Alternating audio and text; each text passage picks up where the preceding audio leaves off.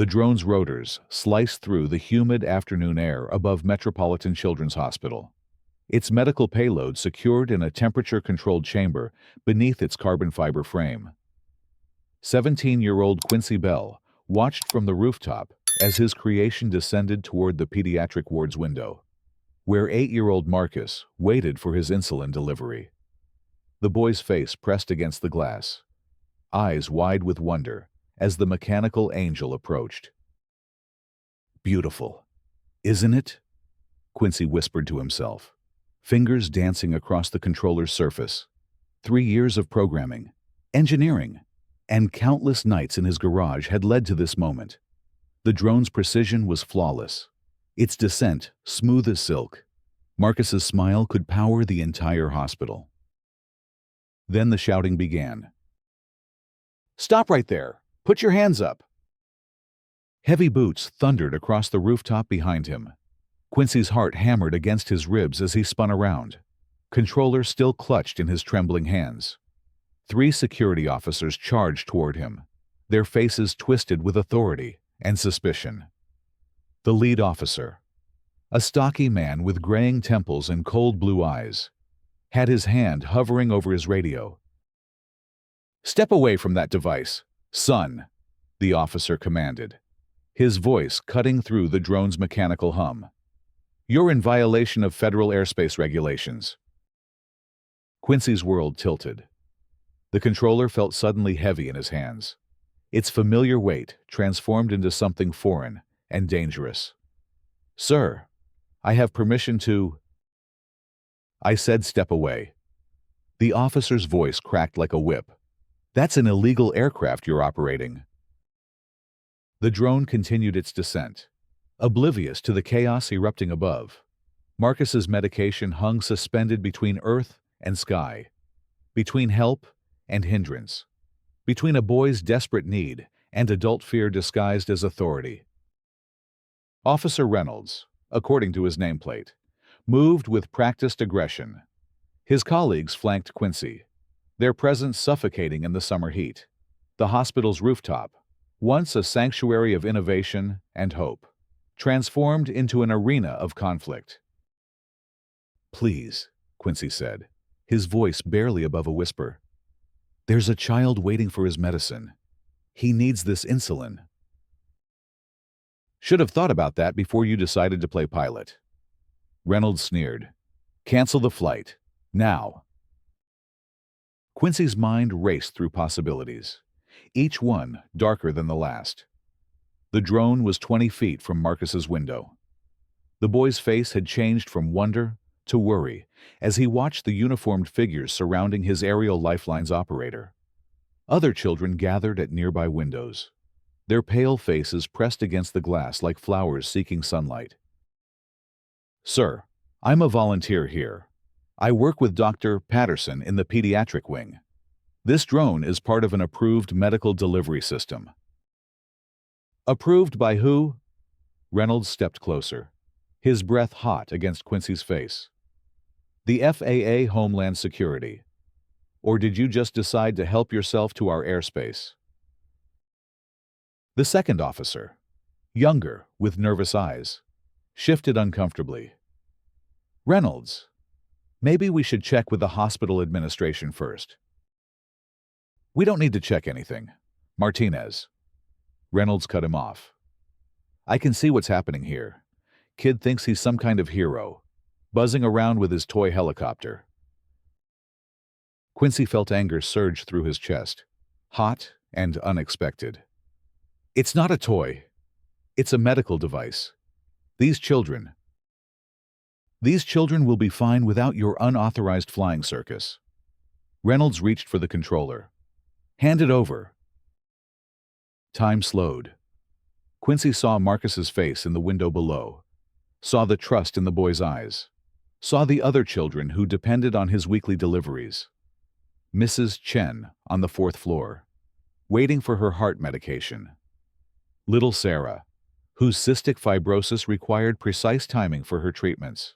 The premature twins whose parents worked double shifts and couldn't always be present for medication times. "I can't do that," Quincy said quietly, These kids are counting on me. Reynolds's face darkened. Then you're under arrest for operating an unlicensed aircraft in restricted airspace. What happened next would haunt Quincy for weeks. Reynolds lunged forward, grabbing for the controller. Quincy stepped back instinctively, his foot catching on a ventilation grate.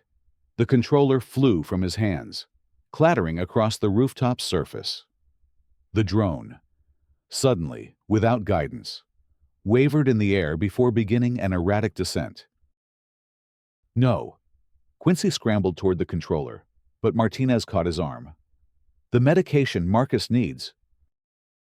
Reynolds's boot came down hard on the controller. Plastic cracked, circuits sparked. The drone's rotors stuttered, then stopped entirely. Quincy watched in horror as 3 years of work, countless hours of programming, and Marcus's life-saving insulin plummeted toward the hospital's landscaped courtyard below. The crash echoed off the building's walls like a gunshot. Fragments of carbon fiber and medical supplies scattered across the sidewalk. The temperature-controlled chamber split open, spilling its precious cargo onto the hot concrete where it would be useless within minutes. Quincy's knees buckled. Martinez's grip tightened, pulling him upright. "You destroyed it," Quincy whispered, staring at the wreckage below. "You destroyed everything." "We secured a dangerous situation," Reynolds corrected, brushing plastic fragments from his boot. "That contraption could have hurt someone." "It was helping someone." The words tore from Quincy's throat. "Marcus has been waiting all day for that insulin.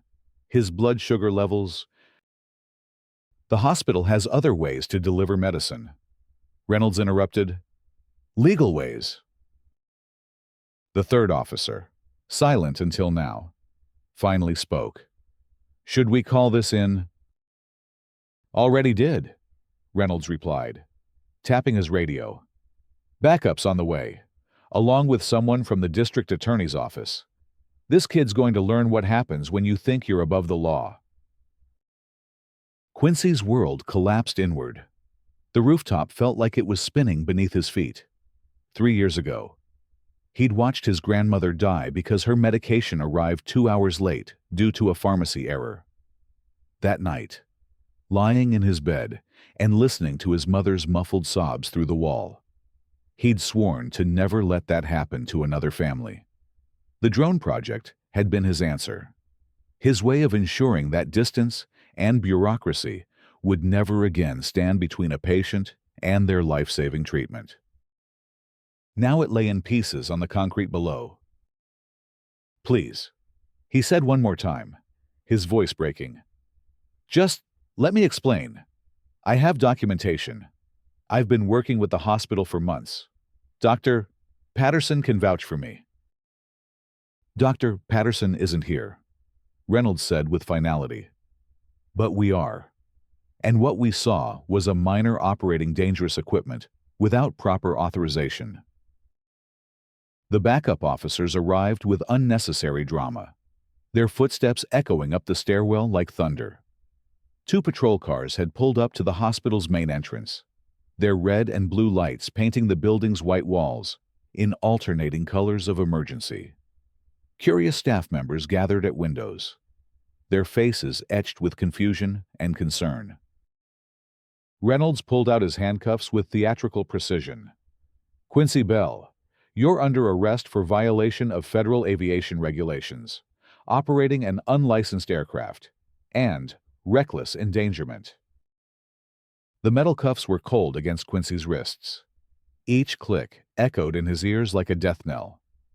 Through the rooftop access door, he could see more officers ascending the stairs, their radios crackling with official chatter that reduced his 3 years of work to a series of code numbers and incident classifications. "You have the right to remain silent," Reynolds continued, his voice mechanical and rehearsed. "Anything you say can and will be used against you in a court of law." As they led him toward the stairwell, Quincy caught one last glimpse of the pediatric ward's windows. Marcus was gone, probably taken back to his bed by worried nurses. The other children had dispersed as well, their brief moment of wonder replaced by the harsh reality of adult conflict. The descent from the rooftop felt like falling through layers of his own hopes. Each floor they passed represented another level of his dreams crashing down.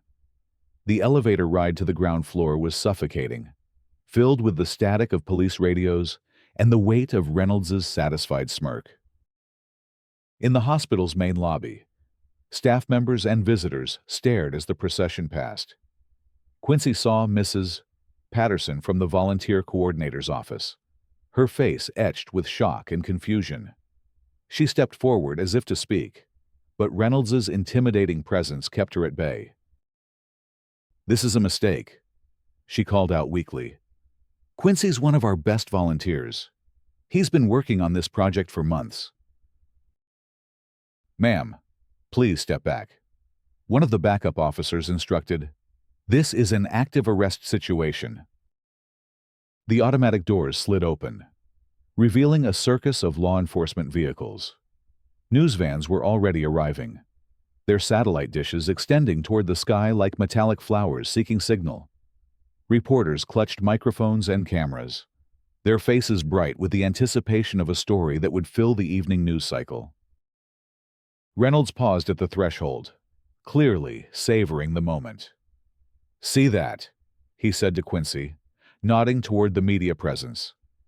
"That's what happens when you decide to play fast and loose with federal regulations.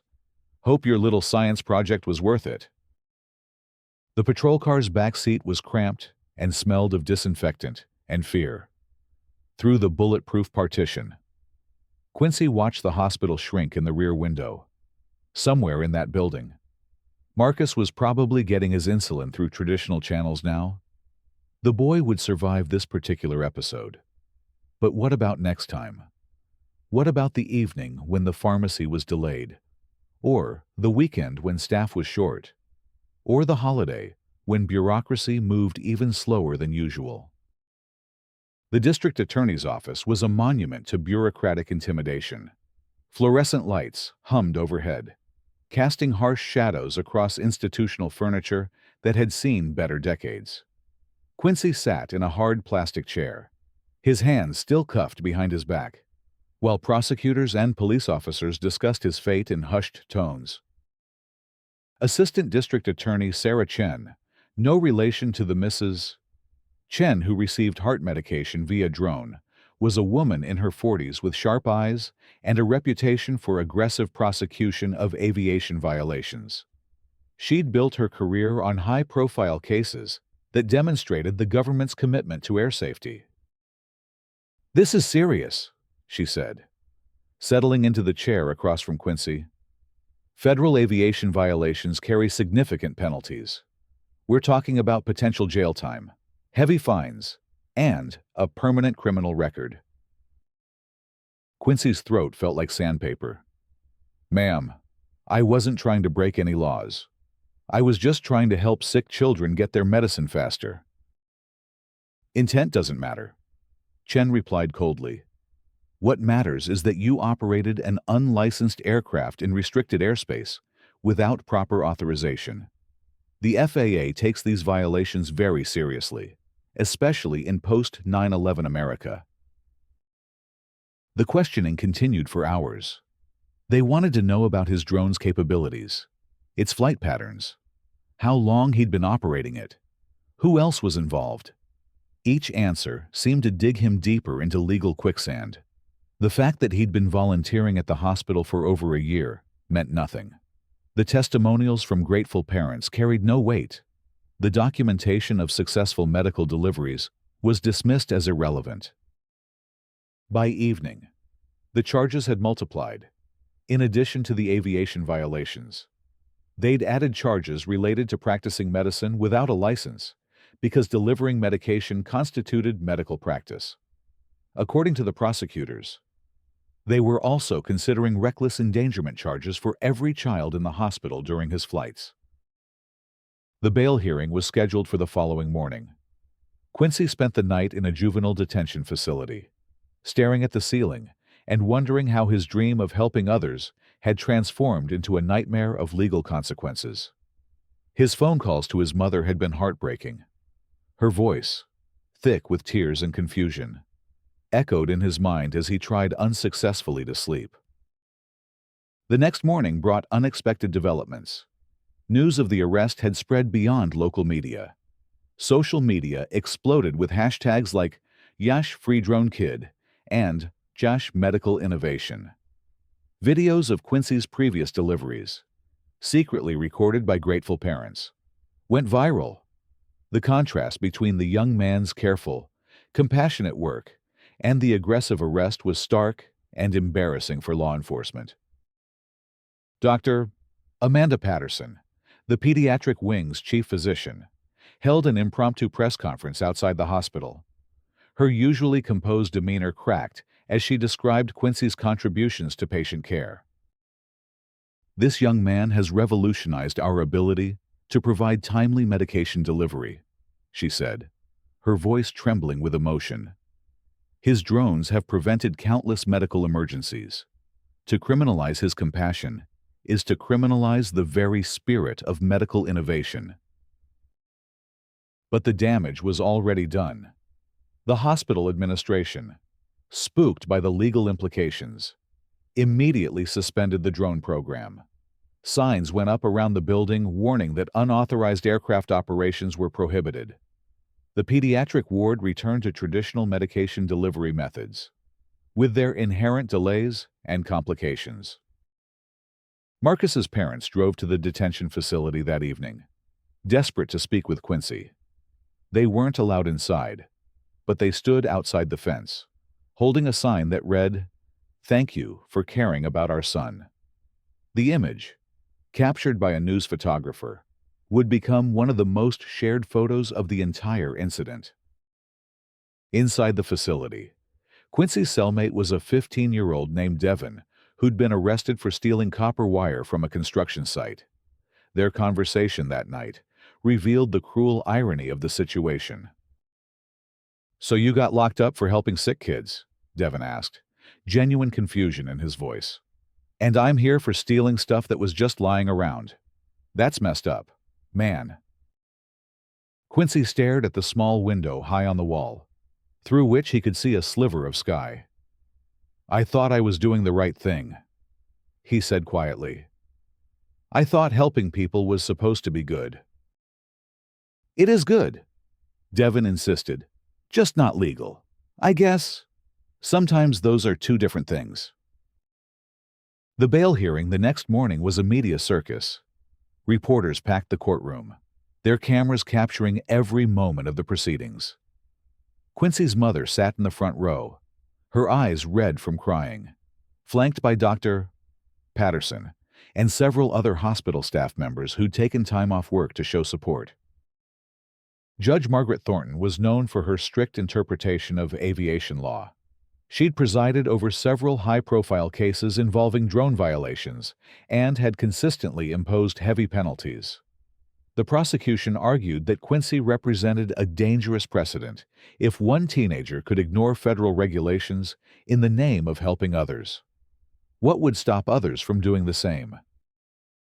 "Your Honor," Prosecutor Chen argued, "we must send a clear message that good intentions do not excuse violations of federal law. The defendant's actions, while perhaps well-meaning, created serious risks to air safety and public security." Quincy's court-appointed lawyer, a harried public defender named Robert Mason, did his best with limited resources. "Your Honor, my client is a 17-year-old volunteer who has never been in trouble with the law. His actions were motivated by compassion, not malice. He poses no flight risk and has strong community ties." Judge Thornton set bail at $50,000, an amount that might as well have been $50 million for Quincy's family. His mother worked 2 jobs to support them after his father's death in a construction accident 3 years earlier. The money simply didn't exist. But the community response was extraordinary. A crowdfunding campaign, organized by parents of children who'd benefited from Quincy's deliveries, raised the bail money within 12 hours. Donations poured in from across the country, accompanied by messages of support and outrage at the arrest. Quincy's release that afternoon was another media event. He walked out of the detention facility to find dozens of supporters waiting, including many of the children he'd helped. Marcus was there, holding his mother's hand and clutching a hand-drawn picture of a drone with angel wings. "Thank you for trying to help me," the 8-year-old said, pressing the drawing into Quincy's hands. "I'm sorry they broke your helicopter." The simple words from the child he'd tried to help nearly broke Quincy's composure. He knelt down to Marcus's level, accepting the drawing with trembling hands. "I'd do it again in a heartbeat," he whispered. "You're worth it." The weeks that followed were a blur of legal preparation and media attention. Quincy's story had captured national interest, sparking debates about innovation versus regulation, compassion versus compliance. Medical professionals rallied to his defense, while aviation officials insisted that rules existed for good reasons and couldn't be ignored based on good intentions. The hospital administration found itself in an impossible position. They wanted to support Quincy, but they also couldn't afford to antagonize federal regulators who controlled their funding and certifications. Dr. Patterson tried to mediate, working behind the scenes to find a solution that would satisfy both legal requirements and patient needs. Reynolds, meanwhile, found himself under scrutiny. Video footage from the hospital's security cameras showed the aggressive nature of the arrest, contradicting his initial report that claimed Quincy had resisted cooperation. Internal Affairs launched an investigation into his conduct, but he remained defiant in interviews. "I did my job," he told reporters. "I stopped an illegal operation that could have endangered lives. If people want to blame me for enforcing the law, that's their problem." The legal proceedings dragged on for months.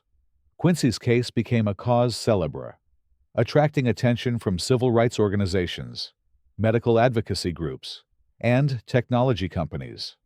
Several major corporations offered to fund his legal defense, recognizing the broader implications for innovation and regulatory overreach. During this period, Quincy struggled to maintain his grades and his volunteer work at the hospital. The stress of the impending trial weighed heavily on him, and he found it difficult to concentrate on his studies. His mother worried constantly about the financial burden of the legal defense and the potential consequences if he was convicted. The pediatric ward, meanwhile, experienced a measurable decline in medication delivery efficiency. Without the drones, nurses had to rely on traditional methods that were slower and more prone to human error. Several children experienced delayed treatments, though none as critical as Marcus's insulin needs. Dr. Patterson documented these delays meticulously, building a case for the medical necessity of the drone program. Her reports would later prove crucial in the legal proceedings, demonstrating the real-world impact of the regulatory crackdown. 3 months after the arrest, an unexpected development changed everything. Dr. Mara Holt, the Surgeon General of the United States, announced that she would be visiting Metropolitan Children's Hospital as part of a nationwide tour of innovative medical facilities. The visit was scheduled for a Thursday morning, with a press conference to follow on the hospital's helipad. The announcement sent shockwaves through the legal and medical communities. Dr. Holt was known for her progressive views on medical technology and her advocacy for innovative treatment methods. Her visit to the hospital, where the drone controversy had originated, was seen as a potential signal of federal support for Quincy's position. Hospital administrators worked frantically to prepare for the visit. The building was cleaned and polished until it gleamed. Staff members rehearsed their presentations, highlighting the facility's commitment to cutting-edge patient care. The pediatric ward was given special attention, with particular emphasis on the medication delivery challenges that had led to Quincy's drone program. What nobody knew, not the hospital administration, not the lawyers, not even Quincy himself, was that Dr. Holt had been following the case closely from the beginning. The Surgeon General's office had received hundreds of letters from medical professionals supporting Quincy's innovation. Dr. Holt had read every one, and she'd made some inquiries of her own. The day of the visit dawned clear and bright.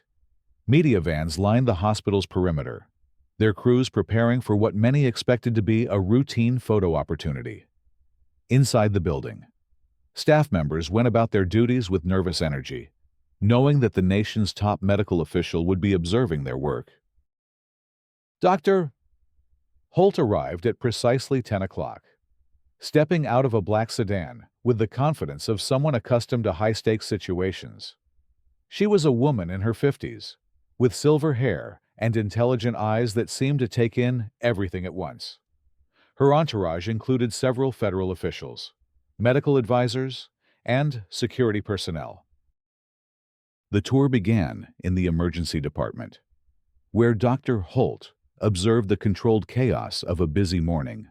She asked pointed questions about response times, treatment protocols, and resource allocation. Her queries revealed a deep understanding of hospital operations that impressed the staff. When the group reached the pediatric ward, Dr. Holt's demeanor shifted slightly. She spent extra time with the children, asking about their treatments and listening carefully to their responses. Marcus was among the patients she met, and he proudly showed her the drawing he'd made of Quincy's drone. "Tell me about this picture," Dr. Holt said, kneeling beside Marcus's bed. "It's the Angel helicopter that brought my medicine," Marcus explained earnestly.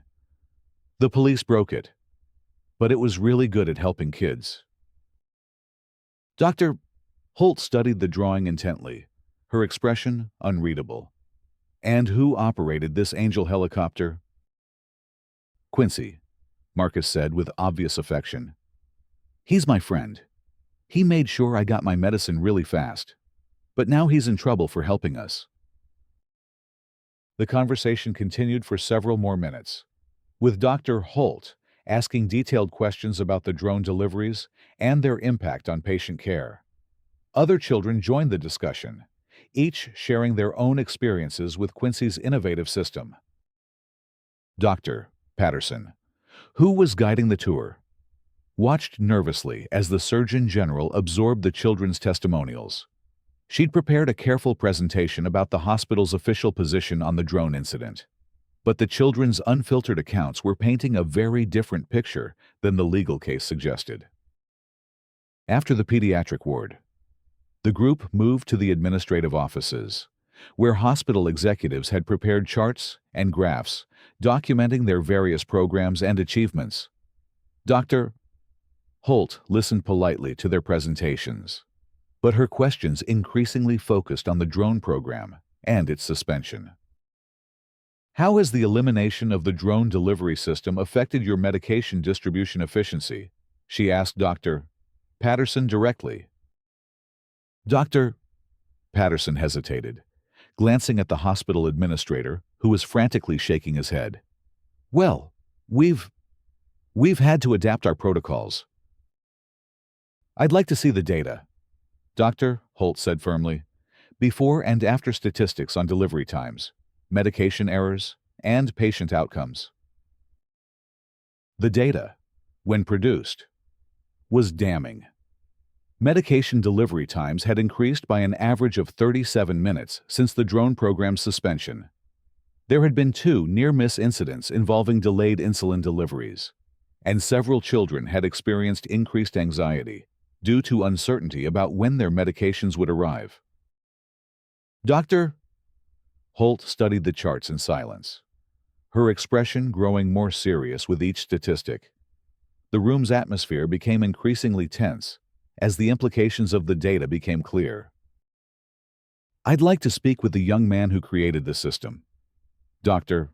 Holt said finally. "Is Mr. Bell available?"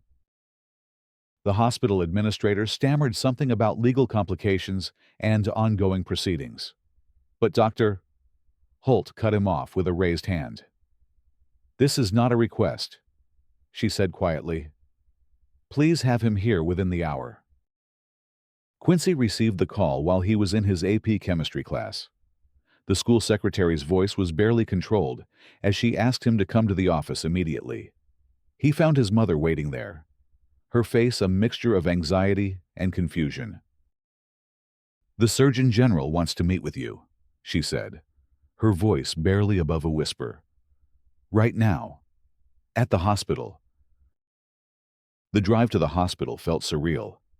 Quincy stared out the window at the familiar streets, wondering if this meeting would make his legal situation better or worse. His mother gripped the steering wheel tightly, her knuckles white with tension. "Whatever happens," she said as they pulled into the hospital parking lot, "I'm proud of you. You tried to help people, and that's never wrong." The hospital lobby was buzzing with activity. Federal security agents had established a perimeter, and media crews were being kept at a distance.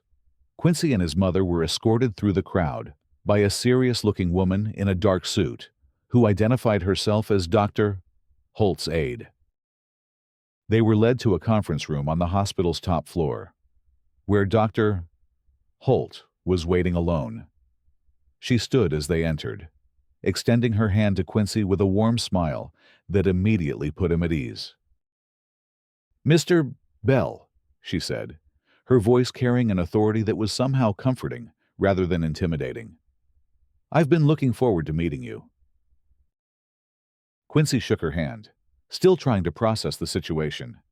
"Ma'am, I'm not sure why you wanted to see me." "I wanted to see the young man who's been causing such a stir in Washington." "Dr.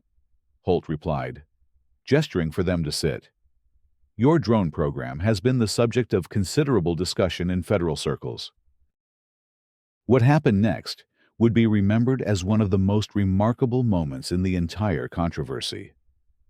Dr. Holt reached into her briefcase and pulled out a thick folder, which she placed on the table between them. "Before we go any further," she said, "I need to clear up a significant misunderstanding.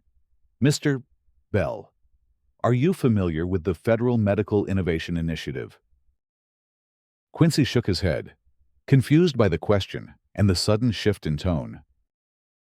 "It's a program I launched 6 months ago to identify and support promising medical technologies developed by young innovators," Dr. Holt explained.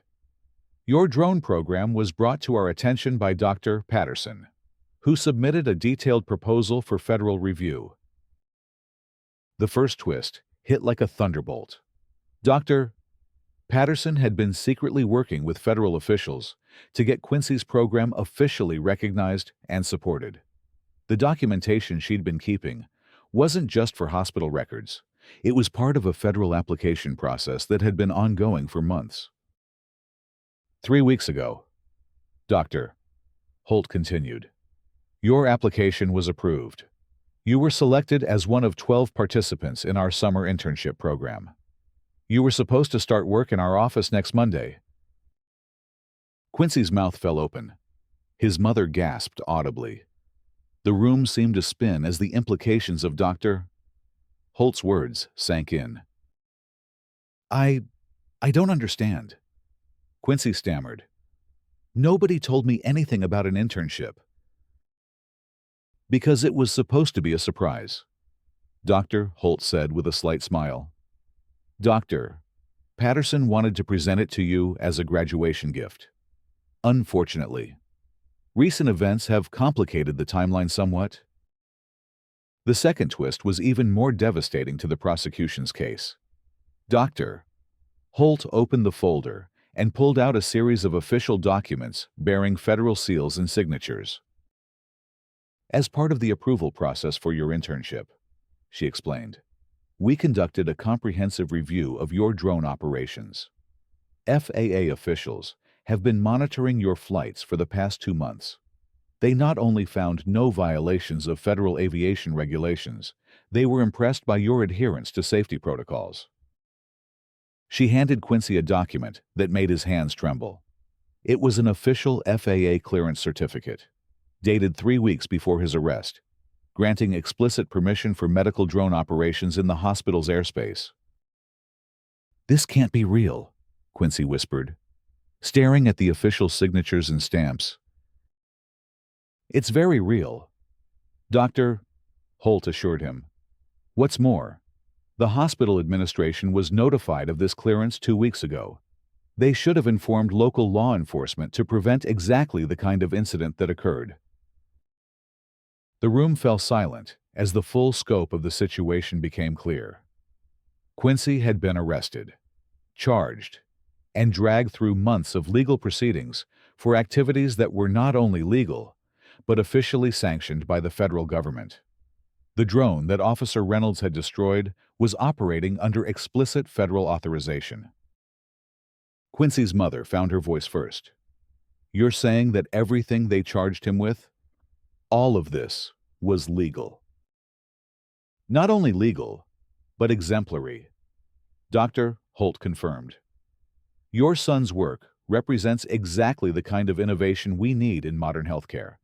The fact that he was prosecuted for it is a travesty of justice."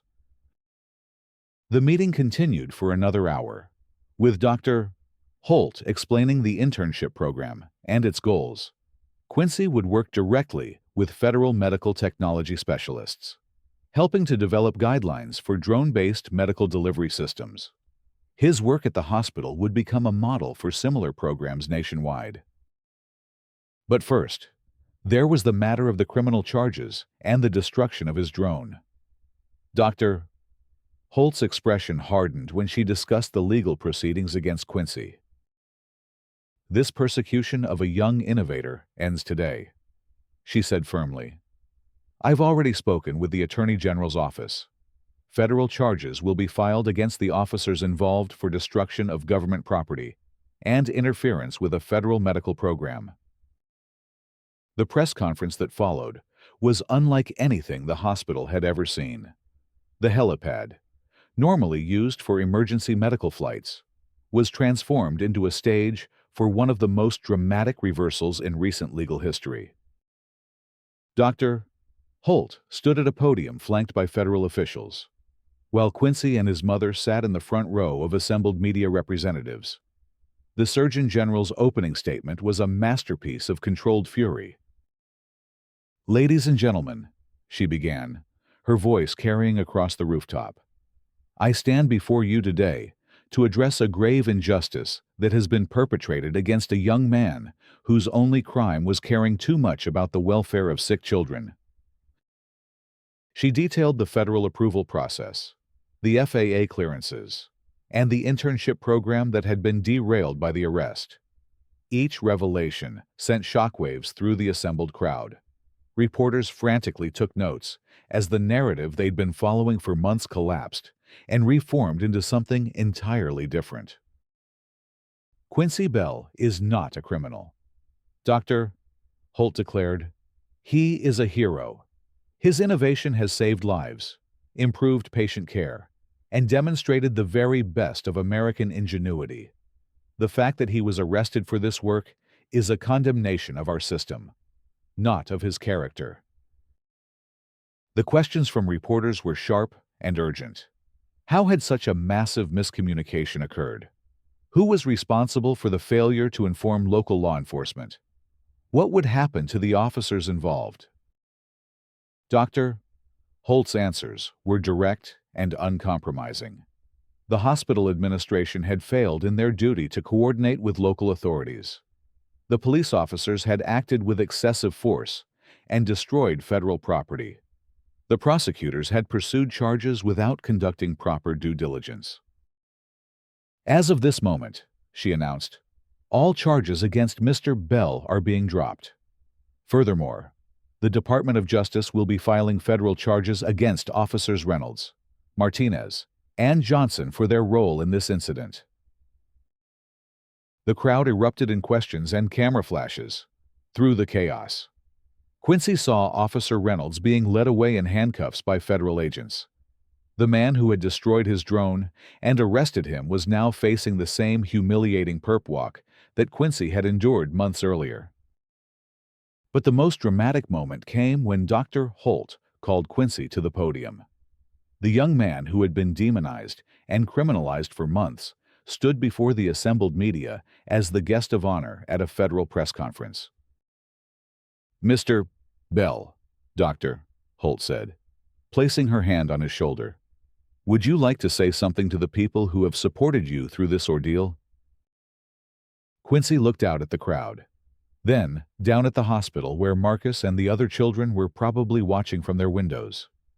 His voice was steady when he finally spoke. "I just want to say thank you to everyone who believed in what we were trying to do," he said. "This was never about me. It was about making sure that kids like Marcus get their medicine when they need it, not when bureaucracy allows it." He paused, looking directly into the cameras. "I forgive the officers who arrested me. They thought they were doing their job. But I hope this shows that sometimes doing the right thing means looking beyond the rules to see the people those rules are supposed to protect." The aftermath of the press conference was swift and comprehensive.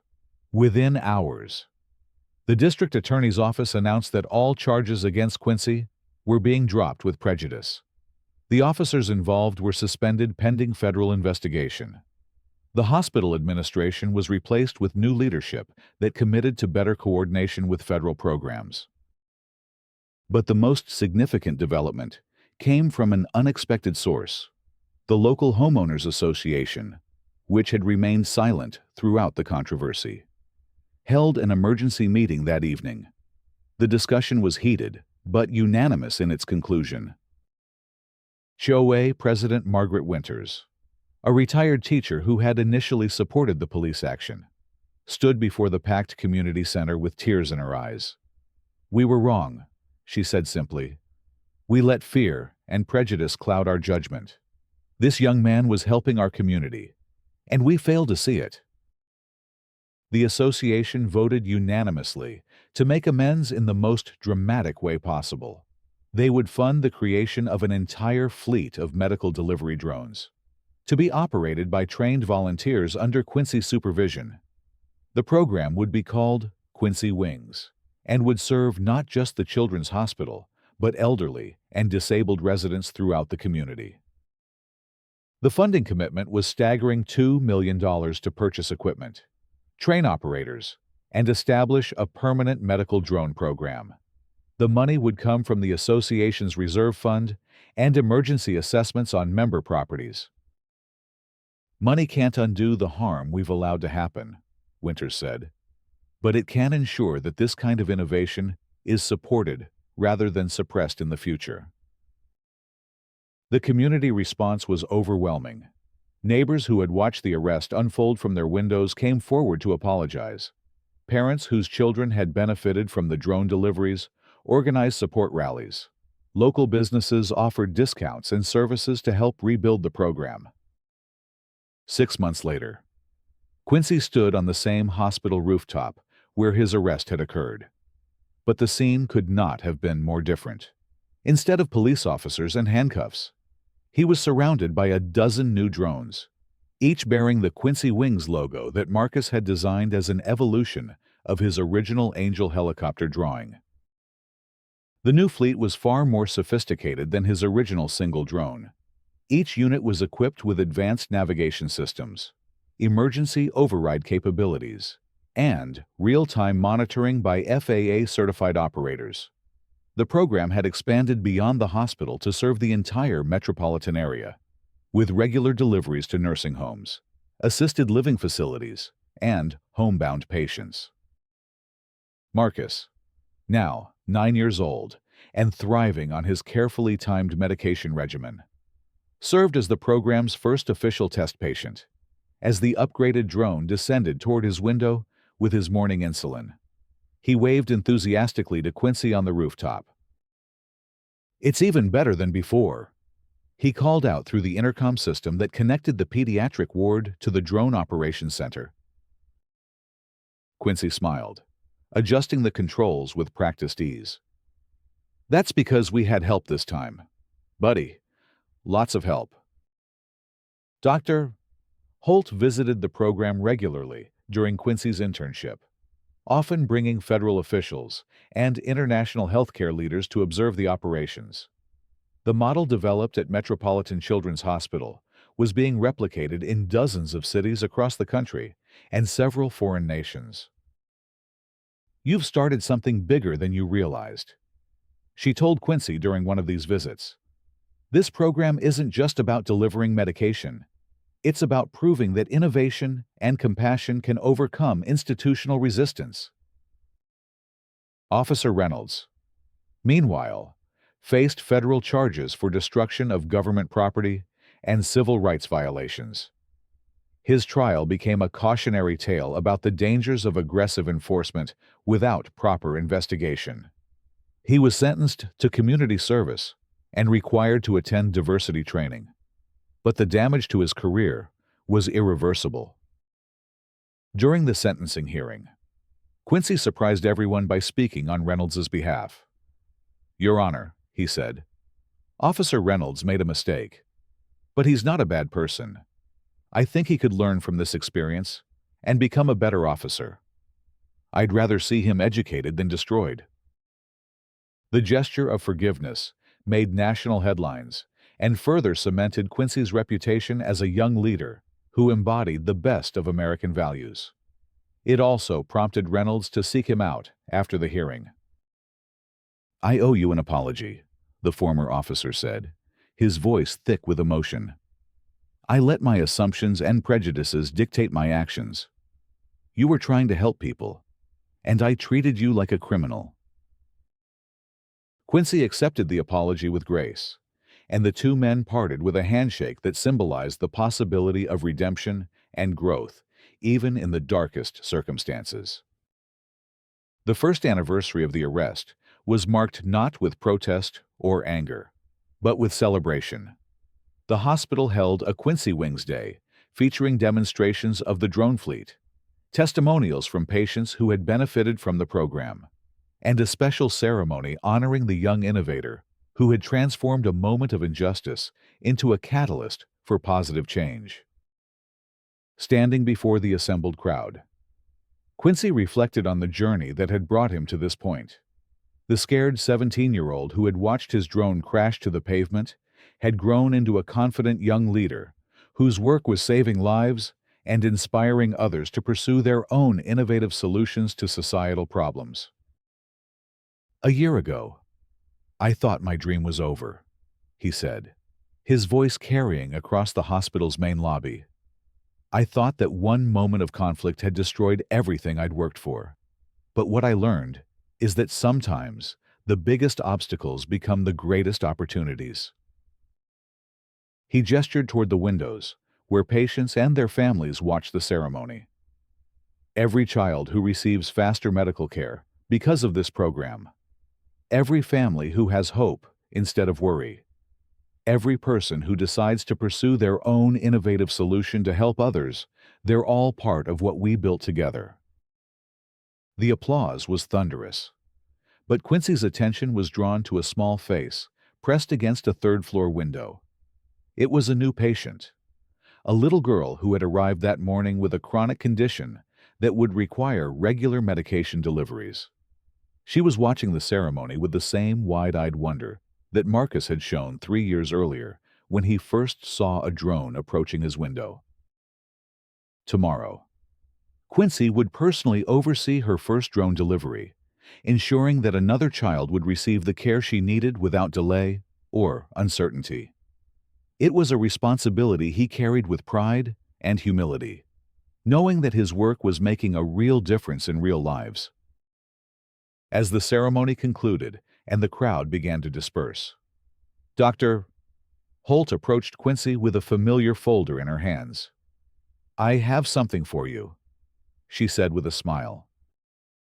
Inside the folder was an acceptance letter to the Federal Medical Innovation Leadership Program, a full scholarship to study biomedical engineering at the university of his choice, and an offer to lead the national expansion of drone-based medical delivery systems.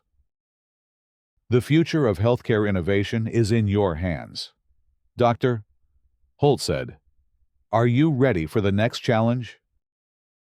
Quincy looked up at the hospital windows, where dozens of children were watching the drones preparing for their afternoon delivery runs.